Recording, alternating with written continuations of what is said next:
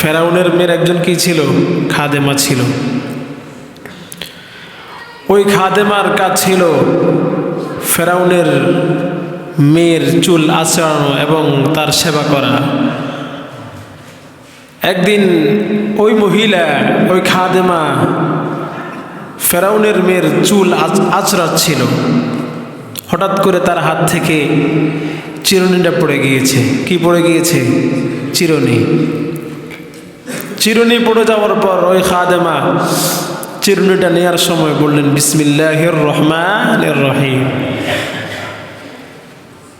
এই কথা বলার সাথে সাথে ফেরাউনের মেয়ের মেজাজ গরম হয়ে গেছে।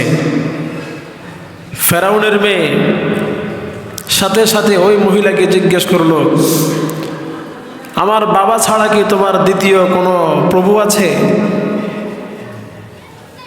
ওই মেয়ে বলল, হ্যাঁ, আমার প্রভু আছে, যিনি আমাকে সৃষ্টি করেছেন, যিনি আমাকে সৃষ্টি করেছেন। এরপরে ফেরাউনের কাছে ওই মহিলাকে ধরে নিয়ে যাওয়া হয়েছে। ফেরাউন ওই মহিলাকে জিজ্ঞেস করেছে, কিরে, তোমার কি কোনো প্রতিপালক আছে আমি ছাড়া? তোমার বুঝি আমি ছাড়া কোনো প্রভু আছে? সাথে সাথে ওই মহিলা ফেরাউনের সামনে বলে উঠল, হ্যাঁ, আমার প্রভু আছে, যে প্রভু আমাকেও সৃষ্টি করেছে, আপনাকেও সৃষ্টি করেছে। এখন তো ফেরাউনের মেজাজ আরো কি হয়ে গেল? গরম হয়ে গেল। তখন ফেরাউন বলল যে, তুমি তোমার এই মত থেকে, এই কথা থেকে সরে আসো, না হয় তোমার কি আছে, খবর আছে। কিন্তু মহিলা বললেন, আমার জীবন চলে যাবে, আমার জীবন বিলীন হয়ে যাবে, কিন্তু আমি এক মুহূর্তের জন্য আমি আমার দিন থেকে আমি আমার রবকে আমি অস্বীকার করব না। ওই ফেরাউন তখন কি করলো? ফেরাউন তখন আগুন জ্বালিয়েছে। আগুন জ্বালিয়ে বিশাল বড় একটা পাতিল নিয়েছে, পাতিলের মধ্যে তেল দিয়েছে। ওই মহিলার কয়েকটা বাচ্চা ছিল, 4-5টা বাচ্চা ছিল সম্ভবত।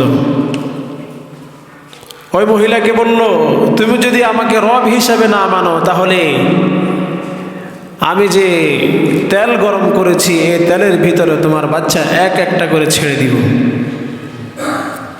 বিশাল বড় পাতিল। ওই পাতিলের তেলগুলো যখন টকবক করছিল,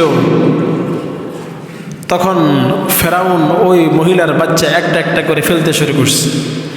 এক একটা বাচ্চা ফেলছে এবং সাথে সাথে কাবাব হয়ে যাচ্ছে, একেবারে বাজি হয়ে যাচ্ছে, জীবিত বাচ্চা।